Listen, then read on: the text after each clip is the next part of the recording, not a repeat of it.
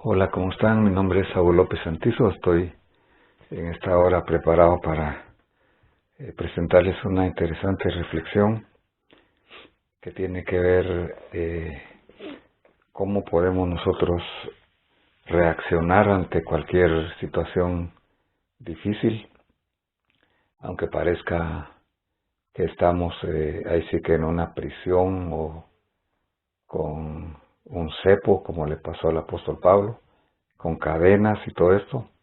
Vamos a verlo en la segunda parte del capítulo número 16 del libro de los Hechos. Recordemos que Pablo y su equipo misionero, conformado por Lucas, por Timoteo y por Silas, ellos llegan a Macedonia, específicamente llegan a Filipos, guiados por una visión que el Señor, el Espíritu Santo, les había dado en la región anterior donde ellos estaban. Entonces llegan a la primera ciudad de Europa, que es en la provincia de Macedonia, que se llama Filipos. Y lo primero que hacen ahí entonces es buscar una sinagoga, como era costumbre, porque era la estrategia, pero como no encuentran una sinagoga debido a que no había suficientes hombres judíos, se tenía la norma de que debían de haber por lo menos 10 hombres judíos para formar una sinagoga. Ahí no la habían, entonces ellos supusieron que había una reunión de oración a la orilla del río, entonces salieron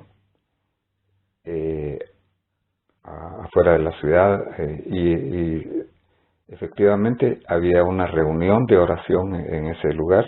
Había un grupo de mujeres que estaban ahí. Entonces ellos en primer lugar rompen el paradigma de predicar dentro de 4 paredes, van afuera a predicar, y al predicar el Evangelio, entonces, que es el Evangelio de salvación a través de la fe en Jesús como el Mesías, como el Hijo de Dios, hay una mujer aquí que se llama Lidia. Entonces voy a leer aquí el versículo 14 del Hechos capítulo 16. Estaba escuchando cierta mujer llamada Lidia, de la ciudad de Tiatira. Esta mujer era emprendedora, era una mujer de negocios, dice aquí, vendedora de telas de púrpura, que adoraba a Dios. Esto quiere decir que era una gentil, que era una prosélita judía y que pues creía en el Dios de Israel. Y dice, el Señor abrió su corazón para que recibiera lo que Pablo decía. Tenemos que ver entonces de que tanto la salvación, que es por fe, es un regalo de Dios, como la fe para creer también es un don de Dios y debemos de alabarle por eso. Y entonces ella recibió el mensaje que el apóstol Pablo decía. Dice, cuando ella y su familia se bautizaron, aquí vemos nosotros la salvación que viene a una familia, y fueron bautizados inmediatamente, posiblemente ahí en donde había agua, en ese río, y ellos se quedaron hospedados entonces en la casa de Lidia y de su familia. Esta mujer entonces es una mujer clave aquí, era una mujer conocida, una persona de la nobleza, podemos decir, que era de Tiatira y que vendía telas de púrpura.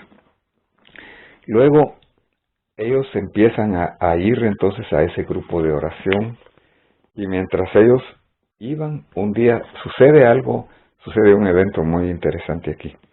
Sucedió que mientras íbamos, dice Lucas, aquí está el equipo misionero, recordemos que es conformado por Pablo, Silas, Timoteo y Lucas. Mientras íbamos al lugar de la oración, nos salió al encuentro una muchacha esclava que tenía espíritu de adivinación, la cual daba grandes ganancias a sus amos adivinando. Esta, siguiendo a Pablo y a nosotros, gritaba diciendo, estos son hombres siervos del Dios Altísimo, quienes os proclaman el camino de la salvación. Aquí entonces hay una persona que era una esclava que daba grandes ganancias. Esta práctica ya se tenía en los tiempos antiguos de la adivinación, y aquí nos está poniendo específicamente que tenía un espíritu de adivinación. Aquí vemos el encuentro entonces de los dos reinos, el reino de las tinieblas con el reino de la luz, anunciado por el apóstol Pablo. Y entonces dice que gritaba una verdad aquí, que eran siervos de Dios, pero lo decía con un espíritu diferente. Sabemos de que el mensaje de Dios tiene que ser predicado por los hijos de Dios, por aquellos que están compartiendo una experiencia, aunque puede ser dicho este mensaje también por alguien que no es del reino de Dios, como en este caso. Y dice, esto lo hacía por muchos días, mas desagradando esto a Pablo, se volvió y dijo al Espíritu, te ordeno en el nombre de Jesucristo que salgas de ella. Y salió en aquel mismo momento. Entonces, Pablo no echó fuera a este espíritu, sino que hasta muchos días después. Aquí vemos nosotros el discernimiento de espíritus, vemos nosotros la guianza del Espíritu Santo, y bueno, el poder de Dios que decía Mateo 28, estas señales seguirán a los que creen, en mi nombre echarán fuera demonios. Y entonces dice que a él le desagrada tanto. Cuando a nosotros nos desagrada algo, vamos a estar dispuestos a renunciar a ello, a echarlos fuera, con esta misma actitud que tuvo Pablo. Entonces, esta muchacha fue liberada. Hay una liberación aquí y una salvación también, porque Cristo vino para deshacer las obras del enemigo, del diablo. Y dice aquí, pero, aquí viene la situación. Cuando sus amos vieron que se les había ido la esperanza de sus ganancias, prendieron a Pablo y a Silas y los arrastraron hasta la plaza ante las autoridades, y después de haberlos presentado a los magistrados, o sea, a los jueces superiores, dijeron, estos hombres, siendo judíos, alborotan nuestra ciudad y proclaman costumbres que no nos es lícito aceptar ni observar, puesto que somos romanos. Entonces hay una acusación falsa aquí que les están haciendo a Pablo y a Silas. Recordemos que este lugar no había muchos judíos. A ellos lo están acusando como judíos, que son alborotadores, podemos decir aquí, y que están enseñando costumbres contrarias al pueblo romano. Pero más que todo motivados por una situación económica y aún política, porque aquí están los interesados, los jueces que están al lado de los que pierden aquí un negocio.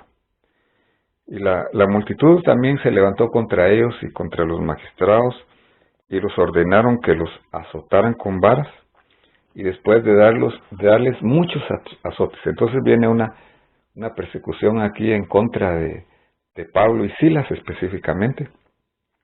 En primer lugar, los azotan mucho. Dice que los romanos no tenían un número de azotes a los judíos, y era un número determinado, no más de 40. Pero aquí los azotan mucho. Le ordenan al carcelero que los guardara con seguridad, y entonces los echaron al calabozo interior y les pusieron los pies en el cepo. Es un castigo, es una tortura la que le hicieron. Le pusieron los pies sujetos con una madera abajo y otra arriba, y bien asegurado. Ahora,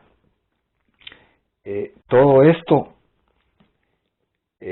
naturalmente es algo de indignación, es algo de injusticia, pero vamos a ver cómo Pablo y Silas reaccionan a esta a esta situación. Dice, como a medianoche, dice, Pablo y Silas oraban y cantaban himnos a Dios y los presos los escuchaban.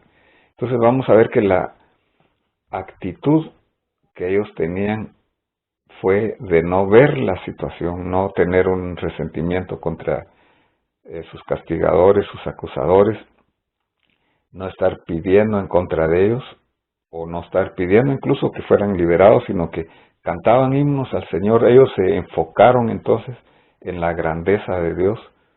Un himno es un canto que alaba, donde se alaba a Dios viendo su grandeza y lo que Él es y lo que Él ha hecho por nosotros. Y dice que los presos los escuchaban, aquí hay un testimonio, y cantaban a Dios. No le estaban cantando al público, sino cantaban a Dios. Son las características aquí de una adoración que puede hacer cambios en nuestra vida. Si tú estás pasando por situaciones similares, incluso espiritualmente, si te sientes como en una prisión o en un cepo, en una cadena, lo que tienes que hacer es alabar al Dios que tiene en control todas las cosas, el cual es digno y el cual permite las cosas con un objetivo. Pablo y Silas habían tenido una visión y ellos confiaban que Dios tenía un plan para ellos. Ellos estaban en la perfecta voluntad de Dios, habían actuado sin resentimiento, con amor. Y entonces dice aquí, de repente, ellos no estaban esperando que pasara esto, se produjo un gran terremoto, dice, de tal manera que los cimientos de la cárcel fueron sacudidos.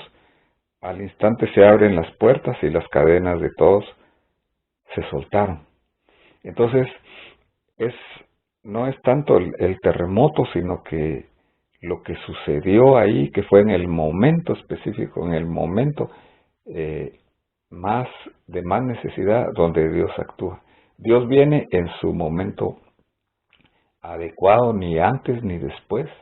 Dice que el carcelero, cuando se da cuenta de eso, se iba a matar, pone su espada, porque recordemos que si alguien dejaba ir a un preso, él tenía que pagar con su propia vida. Entonces Pablo le grita ahí a medianoche, le dice, no te hagas ningún daño, todos estamos aquí. Y entonces él dice, temblando se postró. Hay una actitud entonces aquí de humillación de parte de este carcelero que está mirando una esperanza en toda la situación que está sucediendo. Y le hace una pregunta que es una pregunta clave que por siglos se han hecho muchos hombres y mujeres, y dice, ¿qué debo hacer para ser salvo? Y entonces Pablo le responde en una forma sencilla pero poderosa, cree en el Señor Jesucristo y serás salvo tú y tu casa. Miren el resultado de la alabanza, no solamente es liberación, sino es también salvación a todo aquel que estaba ahí escuchando, a los que estaban viendo lo que estaba sucediendo. Y entonces le hablan de la palabra del Señor y son ellos bautizados. Los tomó aquella misma noche, dice, les lava las heridas y él fue bautizado con los suyos. Y los llevó a su hogar.